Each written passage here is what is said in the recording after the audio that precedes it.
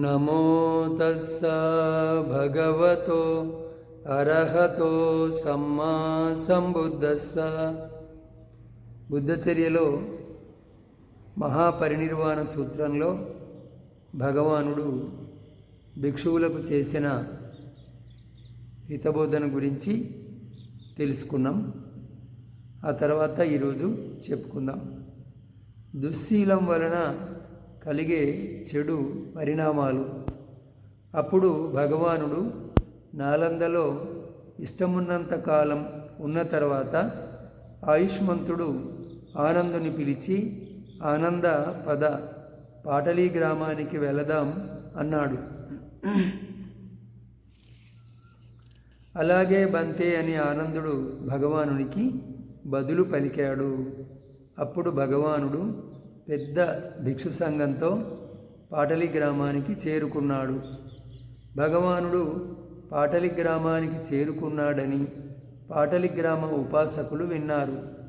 అప్పుడు వారు భగవానుని వద్దకు చేరుకొని నమస్కరించి ఒక పక్కన కూర్చున్నారు. అలా కూర్చున్న వారు భగవానునితో, భగవానుడు అవసదాగారాన్ని అంగీకరించుగాక అన్నారు.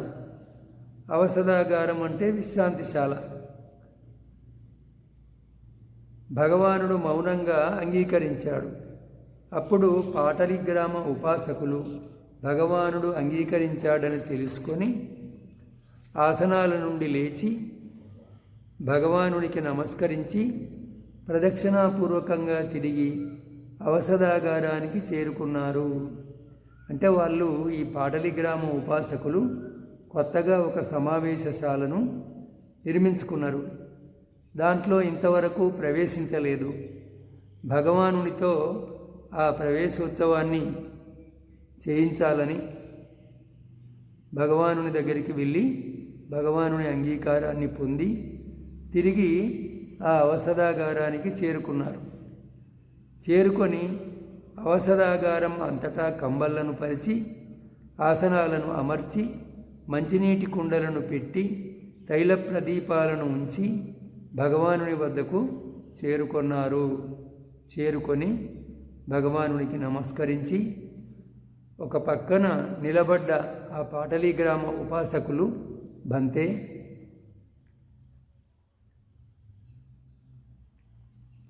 అవసదాగారం అంతటా కంబళ్లను పరిచాము, మంచినీటి కుండలను పెట్టాము, నూనె దీపాలను ఉంచాము. ఇక భగవానుడు తమకు తోచినట్లు చేయుగాక. అప్పుడు భగవానుడు చక్కగా కప్పుకొని పాత్రాచీవరాలను తీసుకొని భిక్షు సంఘంతో పాటు అవసదాగారానికి చేరుకున్నాడు. కాళ్ళు కడుక్కొని అవసదాగారంలో ప్రవేశించి మధ్యస్తంభాన్ని ఆనుకొని తూర్పుకు ముఖం చేసి కూర్చున్నాడు. భిక్షు సంఘం కూడా కాళ్ళు కడుక్కొని అవసదాగారంలో ప్రవేశించి పడమటి గోడను ఆనుకొని తూర్పుకు ముఖం చేసి భగవానుడు ముందు ఉండేటట్లుగా కూర్చున్నారు. పాటలీ గ్రామ ఉపాసకులు కూడా కాళ్ళు కడుక్కొని అవసదాగారంలో ప్రవేశించి తూర్పు గోడను ఆనుకొని పశ్చిమానికి ముఖం చేసి భగవానునికి ఎదురుగా కూర్చున్నారు. అప్పుడు భగవానుడు పాటలి గ్రామ ఉపాసకులను సంబోధించాడు. గృహపతులారా, దుశ్శీలునికి శీలరాహిత్యం వలన, అంటే సచ్చీలం లేకపోవటం వలన ఈ 5 రకాల చెడు పరిణామాలు కలుగుతాయి. ఏ 5? గృహపతులారా, ఇక్కడ శీలాన్ని పాటించని వానికి, అంటే దుశ్శీలునికి అజాగ్రత్త వలన గొప్ప సంపదలు తొలగిపోతాయి. దుశ్శీలునికి శీలరాహిత్యం వలన కలిగే మొదటి చెడు పరిణామము ఇది. ఇంకా గృహపతులారా, దుశ్శీలునికి శీలరాహిత్యం వలన అపకీర్తి కలుగుతుంది. ఇది 2వ చెడు పరిణామము. మళ్ళీ గృహపతులారా, దుశ్శీలుడు శీలరాహిత్యం వలన క్షత్రియ పరిషత్తు కానీ, బ్రాహ్మణ పరిషత్తు కానీ, గృహపతి పరిషత్తు కానీ, శ్రమణ పరిషత్తు కానీ, దేనిలోనికైనా పోతే పాండిత్యం లేకపోవటం వలన మౌనం వహించి సిగ్గుపడతాడు.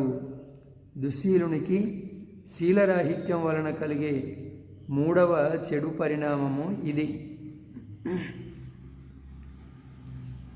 మళ్ళీ గృహపతులారా, దుశ్శీలుడు శీలం లేకపోవటం వలన మూఢత్వంతో చనిపోతాడు. దుశ్శీలునికి కలిగే నాలుగవ చెడు పరిణామము ఇది. మళ్ళీ గృహపతులారా, దుశ్శీలుడు శీలరాహిత్యం వలన శరీరం పడిపోయి చనిపోయిన తర్వాత దుర్గతిని, నరకాన్ని పొందుతాడు. దుశ్శీలునికి కలిగే ఐదవ చెడు పరిణామము ఇది. ఇంకా గృహపతులారా, శీలవంతుడు జాగ్రత్తగా ఉండటం వలన అతని ధన సంపదలు పెరుగుతాయి. శీలవంతునికి కలిగే మొదటి మేలు ఇది. మళ్ళీ గృహపతులారా, శీలవంతునికి మంచి కీర్తి కలుగుతుంది. అతనికి కలిగే రెండవ మేలు ఇది.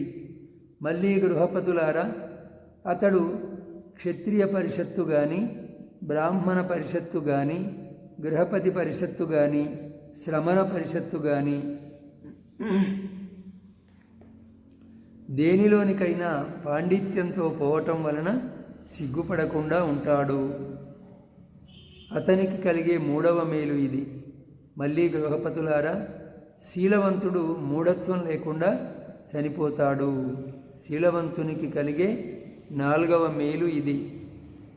మళ్ళీ గృహపతులారా, శీలవంతుడు శీల సంపద వలన శరీరం పడిపోయి చనిపోయిన తర్వాత సుగతిని, స్వర్గలోకాన్ని పొందుతాడు. శీలవంతునికి శీల సంపద వలన కలిగే ఐదవ మేలు ఇది.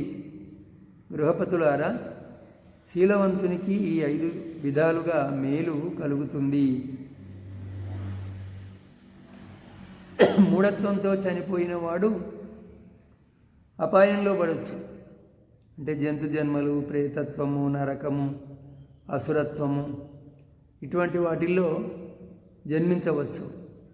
కానీ శీలవంతుడు మూఢత్వం లేకుండా చనిపోవటం వలన అపాయంలో పడే ప్రమాదము ఉండదు. అప్పుడు భగవానుడు పాటలిగ్రామ ఉపాసకులకు రాత్రి చాలాసేపటి వరకు ధార్మిక ప్రసంగంతో మార్గాన్ని చూపించి వారిని ఉత్సాహితులను, ఉత్తేజితులను, సంతోషితులను చేసి, గృహపతులారా, రాత్రి చాలా గడిచింది, మీకు ఎలా తోస్తే అలా చేయండి అన్నాడు. అలాగే బంతే అని ఆ పాటలిగ్రామ ఉపాసకులు భగవానుని ప్రసంగాన్ని అభినందించి, ఆమోదించి ఆసనాల నుండి లేచి భగవానునికి నమస్కరించి ప్రదక్షిణగా తిరిగి వెళ్ళిపోయారు. పాటలిగ్రామ ఉపాసకులు వెళ్ళిన కొంతసేపటికి భగవానుడు శూన్యాగారంలో ప్రవేశించాడు. అంటే తన గదిలో ప్రవేశించాడు.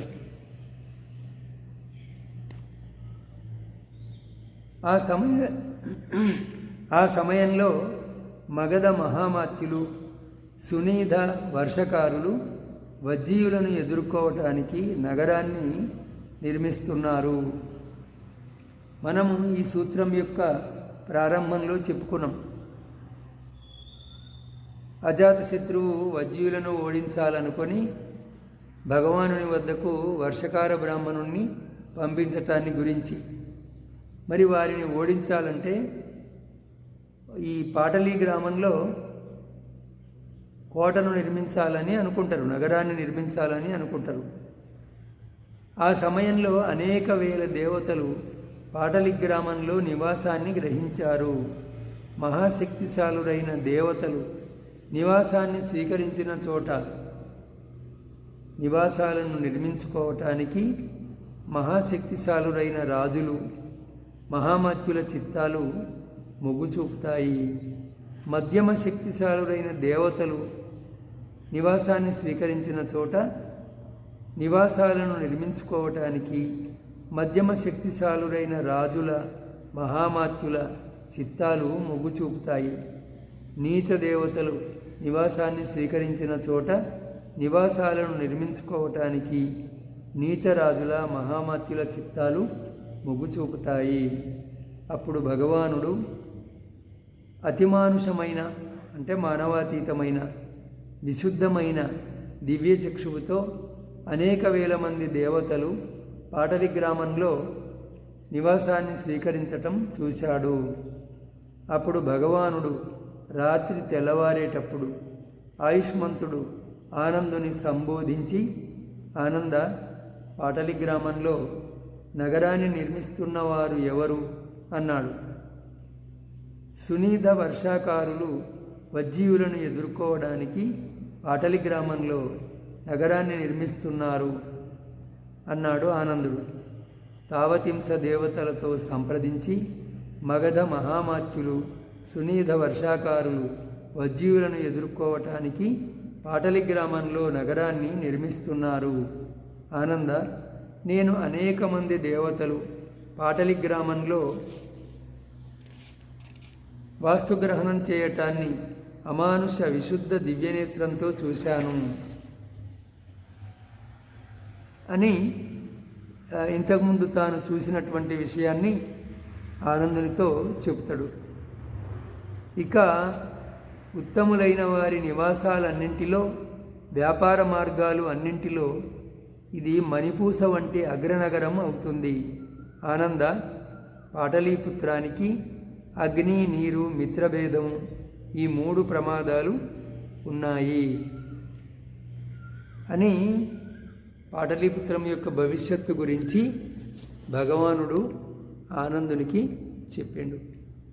ఈరోజు ఇక్కడికి చాలు.